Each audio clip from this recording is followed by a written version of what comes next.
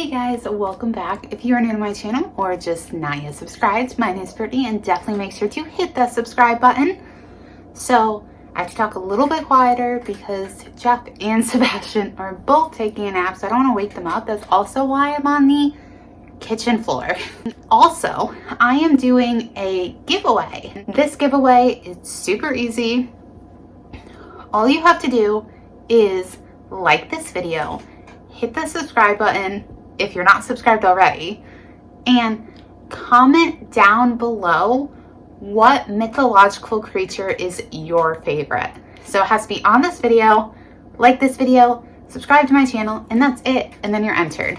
So this giveaway will be a mystery box of items from some of the brands that I work with, as well as a few other items in there. Don't hesitate, go do it. But that's all the updates I have for you guys.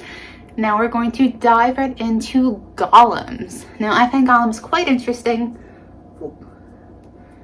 And there's a lot of lore, and I learned some really incredible things that I get to share with you guys. So it seems that humans have always had this urge to create. Like, we create every day, all of the time. So since the beginning of time, humans have just had that urge. They wanted to create. Like, we're literally made to procreate. It makes sense, right? But creating inanimate objects, it tends to not be enough for some people. Instead, we have the urge to go farther, create things that, have never been done before, or that you have never actually seen with your two eyes. We just have that urge to create that spark of life. So take Frankenstein, for example. So Dr. Frankenstein had the urge to create life, so he created the Frankenstein monster, which was actually inspired by golems. So throughout the Czech Republic, golems are very prevalent, they're very popular, and its clay form is represented as statues, restaurant names, signs, and even in the cobblestones. The Talmud tells a tale of rabbis who grew hungry on their journey, so they created a calf out of the earth and they ate it for dinner. The Kabbalists, which are Jewish mystics, determined that the rabbis accomplished this by speaking a specific language, which primarily used formulas in the Sefer Yetzirah, otherwise known as the Book of Creation. The Genesis story. Like God can create life just by speaking, so can mystics. The word abracadabra actually comes from the word abracadabra, which is Aramaic for I create as I speak. And I think this is quite interesting because abracadabra is an unspeakable curse in Harry Potter. So I think that that's pretty crazy because, I'm a huge Harry Potter fan, but that abracadabra is derived from abracadabra, which means I create as I speak. I love how it's all connected. So essentially, under the rarest of circumstances, a human can create that spark of life, which is by imbuing a lifeless matter with the essential spark of life, which is a soul. Now, in Jewish lore, Gollum actually comes from the ancient Hebrew word for shapeless man or unfinished substance, although in modern Hebrew, it means dumb or helpless. Golems were humanoid or anthropomorphic creatures of inanimate matter.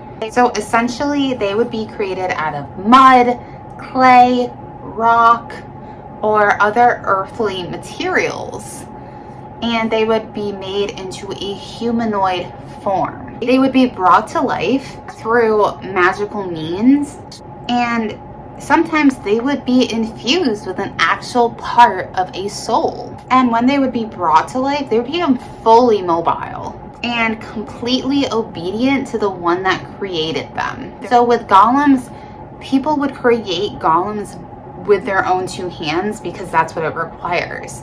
So I think because you are creating them, you are putting your energy into them, that it's creating that bond, that link between the two of you.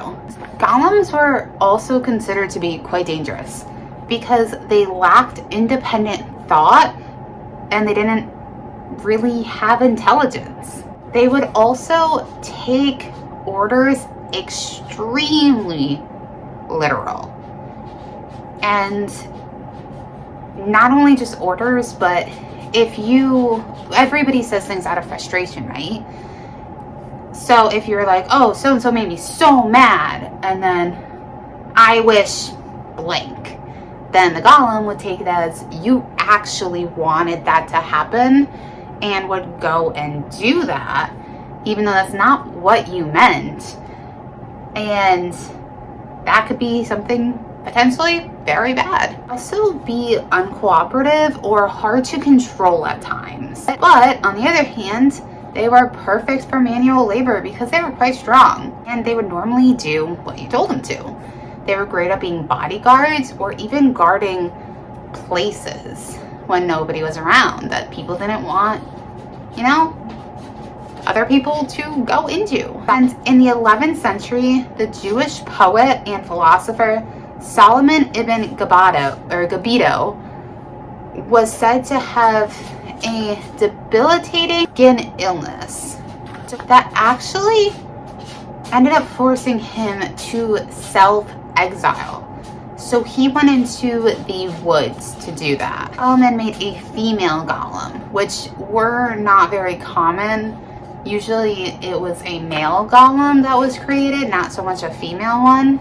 But he made this female golem out of wood in order to help him with chores and to serve as his concubine, which, if you guys don't know what concubine means, it's a very special friend. She served him until he was forced to destroy her because he was worried that she would be discovered, that people would find out that he had a golem. Now, the lore of this ancient creature is thought to have first been mentioned in the Bible, Psalms 139:16, and in Talmudic legend. Adam himself was said to be a golem for the first 12 hours of his existence, and this makes perfect sense because we're supposed to be of earth, right? And Adam was created from the earth, so it would make sense because that's how golems are created. They're created from earthly materials. Also said that the prophet Jeremiah also made his own golem servant. Now, golems were much more prevalent in the Middle Ages. There's numerous accounts of these creatures, but one of the most well-known accounts is that of the Rabbi Elihu of Chelm. Now, in the 1600s, he created a golem to use as a servant in the 16th century. Another rabbi by the name of Judah Lo ben Bezalel, known as Maharel, created a golem out of clay on the banks of the Vltava River. And he created this golem for the purpose of defending the Jewish ghetto of Prague from the attacks of their enemy, which was Rudolph II. It's also the Holy Roman Emperor, who was at the time trying to drive them out. Now, this golem actually was referred to by a name. Now, the golem was referred to as either Yosef or Yosel. Along with being incredibly strong, this golem actually also had the ability to become invisible or actually summon various supernatural spirits or entities. The golem's master was Judah.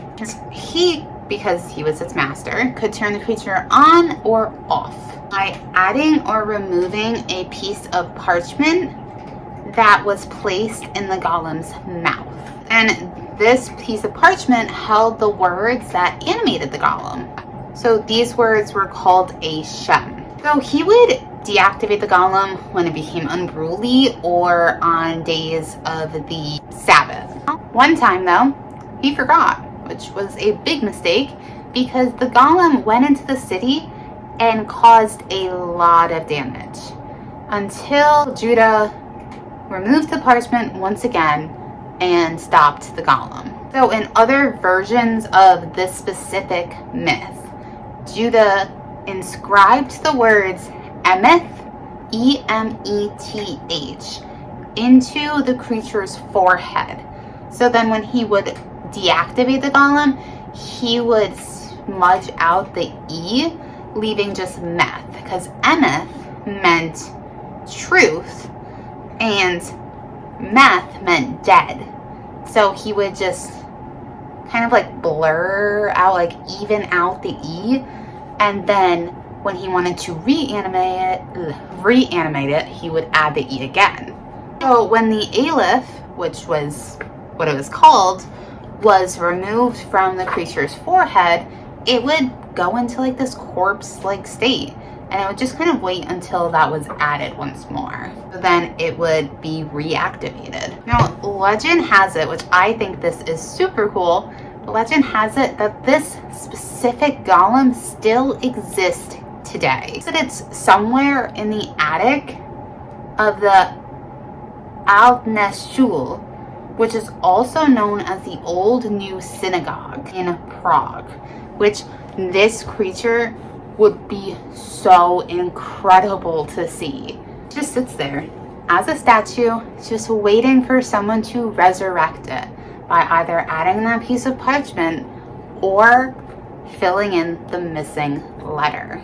I'm curious that if somebody reactivated the Gollum, if they would actually have control over it, because they weren't its true creator. So I don't think they would have the power to essentially control the creature. Now, there are said to be numerous ways to create a Gollum. Various methods that use a wide variety of combinations of techniques, meditations, rituals, mantras, spells, dances, and incantations that have been passed down over centuries. All of them differ a lot. However, all of them have some similar things that you have to do. For example, the process always requires a rite of purification on the one creating it. The humanoid form also always has to be made by hand, so you can't use a machine to create this. You have to use your bare hands, and it has to be created by something that's from the earth, so clay, soil, rock, or wood. And there's always some use of some form of powerful incantation and recited over the form. And then finally, there is a final combination of words of power, which is usually some form of a name of God or some combination of gods. And the words are normally written either on a piece of parchment paper, which would be put in the creature's mouth, or on its forehead, inscribed on its forehead, or in an amulet. And if it's on an amulet, it would be placed around the creature's neck. So all of these ways are complex, and they require a lot of knowledge of the mystic arts, as well as an incredible amount of knowledge on the Hebrew alphabet, which the Hebrew alphabet is said that the alphabet itself is actually quite powerful. It can actually exert itself onto our physical realm in a number of ways. Now, many scholars and mystics say that these methods do work, and these methods are in the Book of Creation. However, this text has been translated to Latin, Yiddish, English, and then back. Now, because it's been translated over and over again so many times by so many people, there's errors. There's miscommunication, there's mistranslations, there's misunderstandings, and there's revisions. So it's not exactly how it should be. And that makes the text and these examples actually quite useless. I mean, it makes it where, it's very interesting and you are getting some truth in there, and probably a majority of it is truth. But with a powerful spell and incantation, one different word can make all the difference. Or missing a step, it can create a big difference. So essentially, it makes these spells, it keeps them a secret. Let me know what you guys think about golems down below. There's a show where, what is it? Legends? Legacies. That is a good show. But the one main character, he's a phoenix, but his dad's a golem. I think it starts with an M. But anyways, good show. Go check it out. Don't forget to enter the giveaway. It will only be going on until April 1st. So definitely make sure to get that in. Like, subscribe, comment your favorite mythological creature, and you're entered. So very simple, very easy. Until next time, I love you guys. Bye.